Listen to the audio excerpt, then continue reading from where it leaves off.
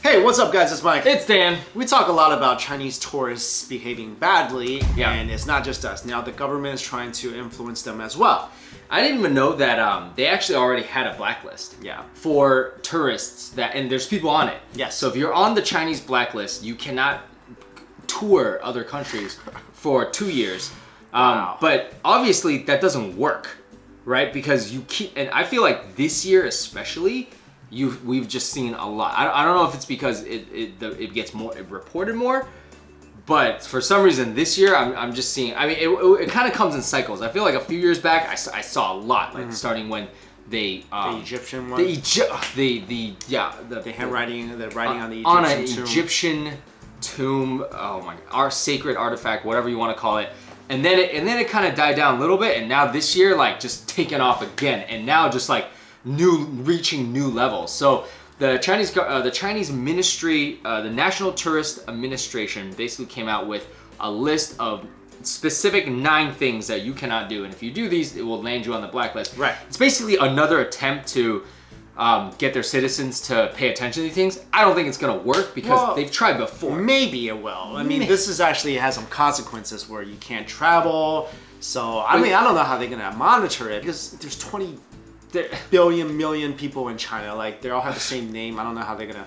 I mean, it's like, wait, which plane was that? Hold on, which? I mean, were you? They were both traveling at the same time. Like, I don't know how you're gonna find these people. So that's the thing, right?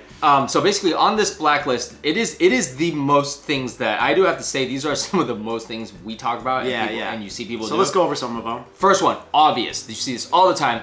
You cannot interfere with the operation or safety of an aircraft or public transportation. So this comes to light when a lot of Chinese people try to walk out of the door of the airplane because they want to take get some fresh air. Or they're just they want to get off or whatever. Crazy. If you guys don't know that happens, look it up. It happens all the time. You know, I gotta give them kudos because I look at that door. Yeah. I don't even know how to open it. What do you mean? You just follow the instructions. Open latch. Right? I mean, look. I look at that door, and because I sometimes sit at the exit row, I'm like, how do I even open this? But you just open. It says open. It literally has the sign that says but open. I don't know, man. It just looks complicated. Yeah. They should not. Do not sit on next to the exit sign. Yeah, no one will get out. Because the whole point is to make it easy, so in a case of emergency, you can open the door. Yo, I don't want you. And we just took a flight, and you were next. Yo, I don't want. I'm gonna tell them next time. I can't open it. I'm like, dude. What am I? Because I was asking it. I was with you in line, and she was like, "Are you okay to sit by the exit?" You're like, "Sure, whatever." Of course, because there's more room. Yeah, next time I'm gonna be like, "No, ma'am, he is not okay. He does not know how to operate that door." Anyways, that's number 1, obviously. Next. Number 2, damaging public facilities. Duh. So any kind of damage, and this is not public. We'll get to that at the end. This is not like, this is basically like graffitiing, I think. Damaging public facilities. Don't damage public facilities. I think also pools, whatever. Pooing randomly. That's gonna be a specific one later. But okay. it includes that. Offending local traditions, cultures, or living habits. You name it, right? There's so many stories and we'll probably compile a list for you guys at some point.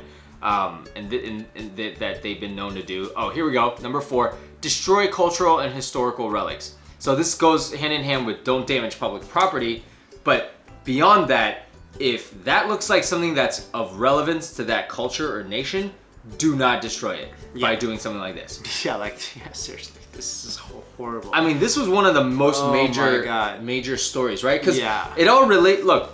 You don't get to go around to do this if you don't have money. So about 2010, 11, 12, that's when you saw the increase of Chinese tourists abroad, and of course that's when you started. If seeing you're wondering what this person wrote, it's whoever came to this place for like a tour, like stupid. Anyway, it's not even. There's no meaning. Okay, this is obvious. Participating in gambling, prostitution, or drug use. Ironically enough, I feel like Chinese tourists, gambling, sure, they'll gamble, but I feel like they're not getting into, or at least reported into the news with this, but they're getting into the news by doing everything else that we just mentioned above. Right. But this one's obvious. Number 6, threatening public, personal, or property safety. Yeah.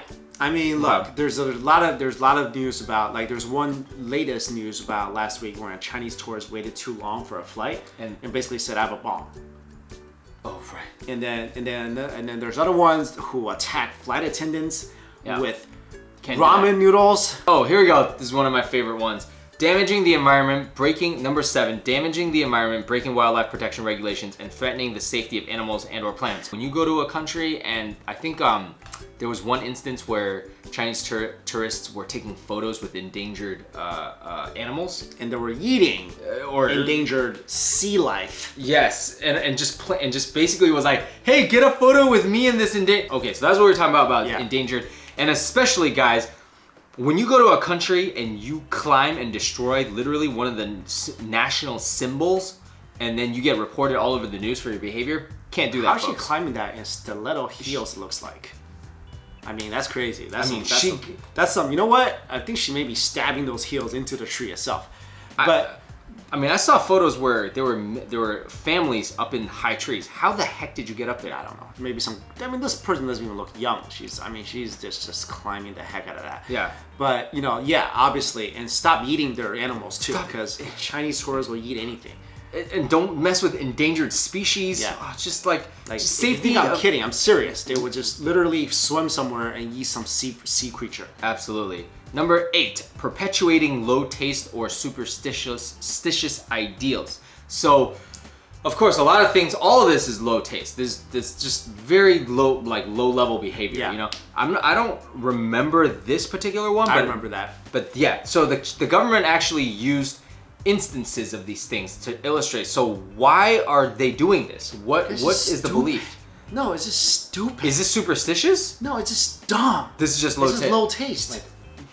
It's just stupid. Yo, can you imagine if we went to the Louvre and we saw like a statue of Venus and we just took a selfie with us touching Venus's bust? First of all, you won't even get that close to the statue, but imagine that's basically what you would. But you don't see that. It's just the dumbest thing.